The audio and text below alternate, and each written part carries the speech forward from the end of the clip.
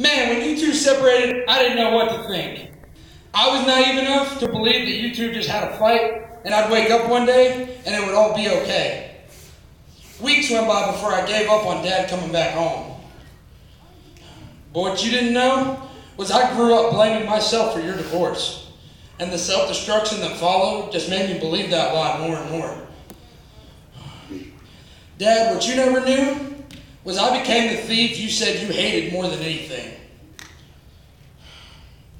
And Mom, I know I went to church with you every Sunday, but I just sat there thinking how fake everyone was. I didn't think there was a God. I thought I was an accident.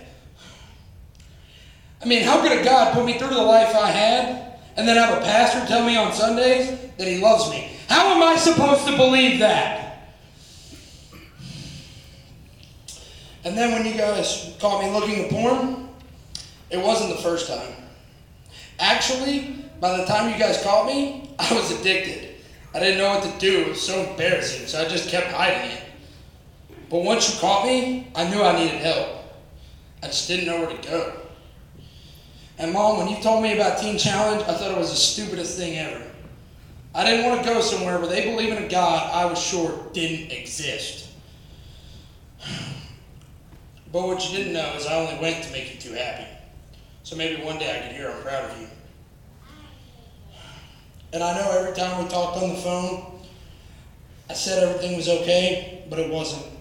God started working in my life before I even believed he existed. It was hard. I wanted to go home.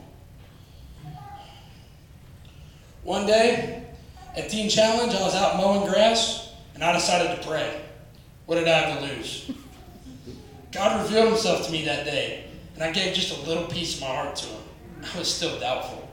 But God worked through that, and he continued to change me. And one day, my Teen Challenge director had a chapel service, and he shared his testimony. And his story was similar to mine. I ran to the altar, and right then, God spoke to me. You were not your parents' mistake. You were my child. I surrendered my whole life to God right then and there. And I knew that I didn't have to hear I'm proud of you from my parents, because Jesus tells me every day. And I don't have to run to my parents for my problems. I can take it to the cross.